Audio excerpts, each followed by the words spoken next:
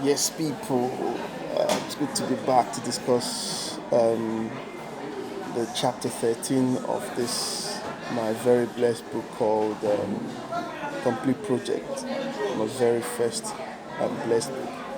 And chapter 13 is a topic where I was looking at something that's very, very serious to mankind, to humanity, which is something that God started, but He started it with a purpose, with an intention. God was driving at somewhere when He started what He started, which is what I decided to discuss in chapter 13 of this book called Marriage in the End Times.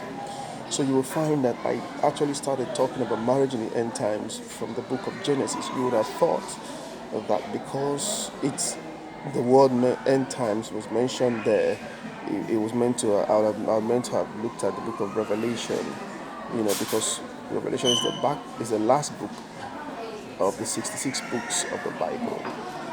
And talking about 66 books, there's a little story that I told there about myself, personal life, something that was really dear to me, where I thought God was leading me, or I thought God, it was God's intention for my life to get involved with, or to get involved with somebody who, because at the time I wrote this book, I was 39 years old.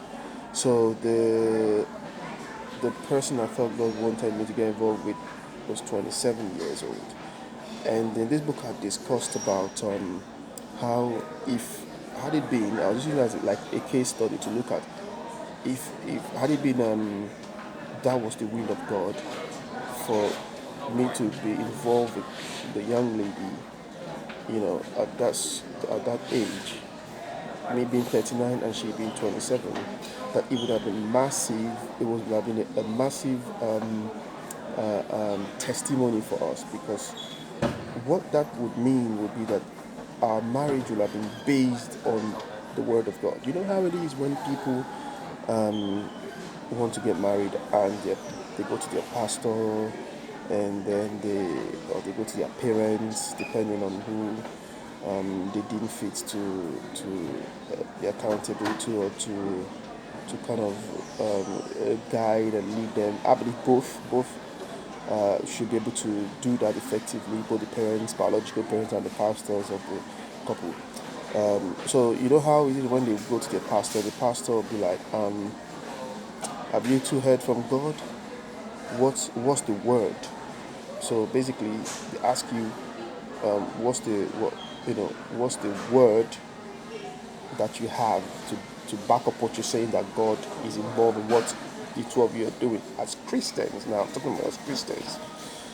The people bring, you know, some scriptures or something, or narrate their story as to how they know that God is involved in it, and so on and so forth.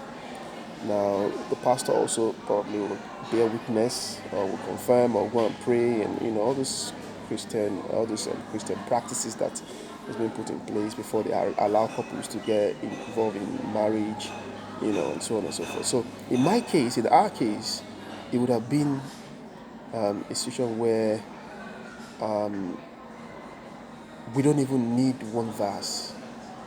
It would have been a situation, the way I saw it, it would have been a situation where the whole 66 books of the Bible would have been what